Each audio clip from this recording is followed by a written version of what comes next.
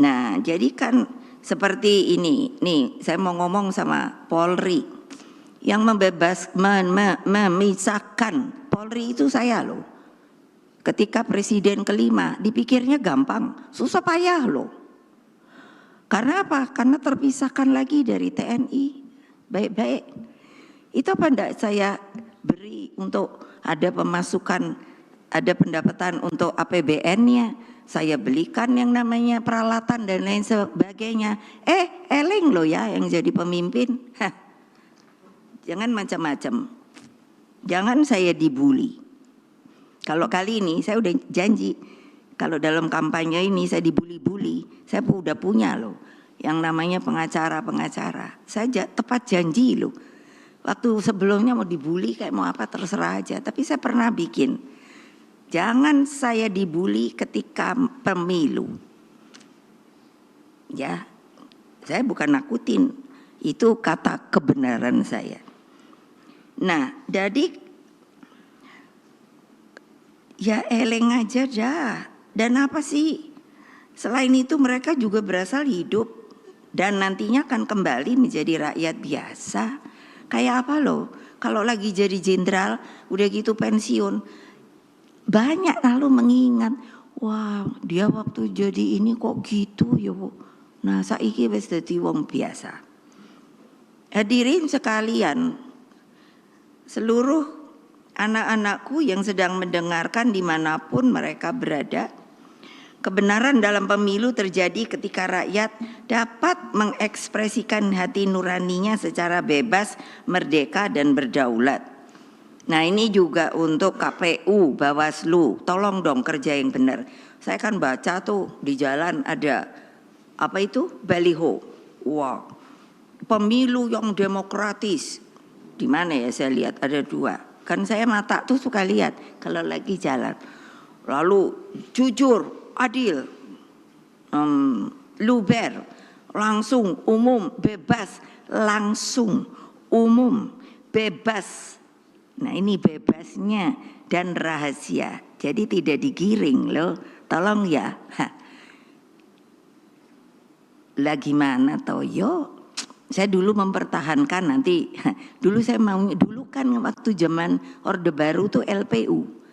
Lembaga Pemilihan Umum. Menurut saya itu lebih kuat. Nah tapi waktu apa namanya reformasi itu dijadikan komisi. Saya selalu mengatakan, tapi selalu kayak saya dibully gitu. Lalu saya bilang komisi itu ada Pak Lauli, jawab saya. Komisi itu sifatnya ad hoc kan, bahwa suatu saat tuh bisa dibubarkan. Itu berulang kali saya ngomong. Jadi kan, aduh gimana sih? Kita berkumpul di sini karena meyakini kebenaran dalam politik itu. Mbok biarlah rakyat tuh senang gitu loh. Mikir-mikir sendiri. Tapi kita kan boleh memberikan omongan dengan baik. Itulah adanya debat untuk melihat dengan langsung positif. Mana ya yang bagus, mana ya yang pintar gitu loh. Lah kalau hanya mau jadi pemimpin tapi nggak bisa apa? Yaitu menaungi rakyat. Yang paling kritis apa sih? Ketika jadi pemimpin sopo wae itu dalam keadaan suasana keadaan tuh sedang krisis atau kritis. Itu kan mesti dapat orang pemimpin tuh yang tak gitu. Smart gitu loh. Iya. Jadi apa juga ya? Ini pesan rohani saya.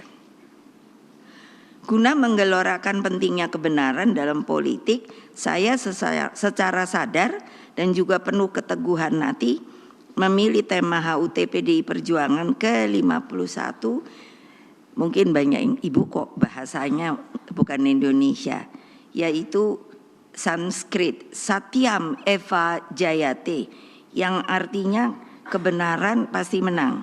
Jadi kan nanya dari mana ibu dapat? Saya ini suka baca buku. Udah begitu lama saya kayaknya udah jadi anggota DPR. Seorang profesor lupa dari Perancis memberikan pada saya, dia membaca aksara di Candi Borobudur, lalu itu rupanya sejarah dan diberikan pada saya, sudah diinikan dari bahasa Indonesia. Jadi ketika itu zamannya Raden Wijaya. Nah itu kan Majapahit, kalau nanti baca untuk datangnya kerajaan Majapahit datangnya dari mana. Ketika itu sedang sengsara, lalu ada seorang empu yang mengatakan, ingatlah, itu kata bukunya yang saya baca, tapi saya jadi ingat bahwa Satyam eva jayate, kebenaran pasti menang. Jadi itu abadnya 13 loh. Dan itu saya pegang terus loh. Untuk rohani saya. Bahwa kalau saya cinta rakyat, apapun kejadiannya, itu harus berani teguh dan harus melindungi rakyat. Loh, saya aja benernya mesti masuk penjara waktu Orde Baru. Untung aja mungkin saya pinter. Jadi dilepas lagi. Kebenaran pasti menang merupakan falsafah yang hidup dalam cerita-cerita rakyat. Coba deh, simbol-simbol itu selalu ada. Kebenaran versus keangkamurkaan telah menjadi tema abadi kehidupan. Kalau lihat cerita wayang tentang Pandawa dan Kurawa misalnya, mengajarkan pentingnya laku. Laku itu kalau bahasa Jawa kehidupan yang harus dijalankan. 5 sosok kesatria tersebut dengan bimbingan Ibu Kunti dan Kresna sebagai ahli strategi memperoleh kemenangan karena selalu bertindak atas tuntunan moral, etika, dan kesatu paduan dengan punakawan. Punakawan itu simbol dari rakyat kecil, sosok yang mewakili rakyat kecil atau yang saya bilang akar rumput. Pesan politik kebenaran ini ternyata juga dapat diambil dari keteladanan Nabi Muhammad sallallahu alaihi wasallam. Karena apa? Seorang sahabat Nabi yang hidup katanya paling miskin namun sangat berbahagia, yakni Abu Dzar Al-Ghifari. Rasulullah itu berpesan, kulil haq walau kana muran. Apa yang artinya? Saya senang banget. Sampaikan kebenaran meskipun itu pahit. Tepoknya semua dong. Kalau nggak tepok artinya nggak setuju sama saya.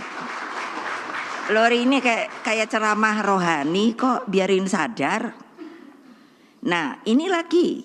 Makanya kalau siapa yang beragama tolong eling. Hal yang sama juga disampaikan Siddhartha Gautama. Bahwa ada 3 hal yang tidak bisa disembunyikan. Apa? Matahari, karena dianya disuruh sama yang di atas. Dari terbenam dia naik, dia turun lagi atas perintah dia. Lalu apa lagi? Bulan, ketika matahari tidur, dialah yang disuruh datang menyinari seluruh jagat raya ini. Lalu dia tidur lagi. Terus apa dong? Hah? Yaitu kebenaran. Bayangkan Siddhartha Gautama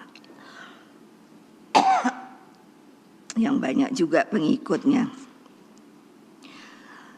Juga ada orang bijak. Kalau di ini banyak banget. Dia atau mereka berkata, kebohongan itu, apapun kebohongan, pasti kebenaran akan mengejarnya. Jadi insya Allah kita akan menang 1 putaran. Siap? Siap? Siap? Kalian siap apa tidak tuh? Gitu loh.